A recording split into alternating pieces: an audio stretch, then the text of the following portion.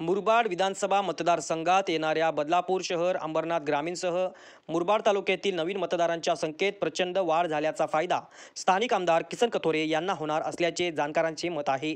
मुरबाड विधानसभा मतदारसंघात एकूण 3 लाखाच्या आसपास मतदार नोंदी होत्या।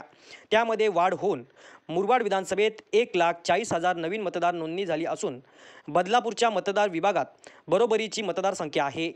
गेल्या विधानसभेला आमदार किसन कथोरे यांना 1,60,000 मते मिळाली होती, तर राष्ट्रवादीचे प्रमोद हिंदराव यांना 40,000 मते मिळाली होती। दरवेळेस 62% पासून 65% पर्यंत मतदान होते। नुकत्याच पार पडलेल्या भिवंडी लोकसभेला 52% वर मतदान झाले। त्यामध्ये सत्ताधारी भाजपाला बहुमत मिळाले, मात्र त्यांचा पराभव झाला। विरोधी पक्ष शरद पवार गट अपक्षाला चांगली मते मिळाली। ही सर्व मते आमदार किसन कथोरे यांनाच विधानसभेला मिळणार असल्याचे जाणकारांचे मत आहे। लोकसभेला आरपारचा नारा देऊन सुद्धा भाजपाची हार झाली, त्याला त्यांचा गोतावळ जबाबदार मानला जातो। पुढे करणारे विशेष जाणकार उत्तम खापरे बापरे फोडणारे उमेदवारांचा घात पराभव करतात। तसेच आमदार किसन कथोरे यांच्याकडे ही स्थिती असल्याचे बोलले जाते।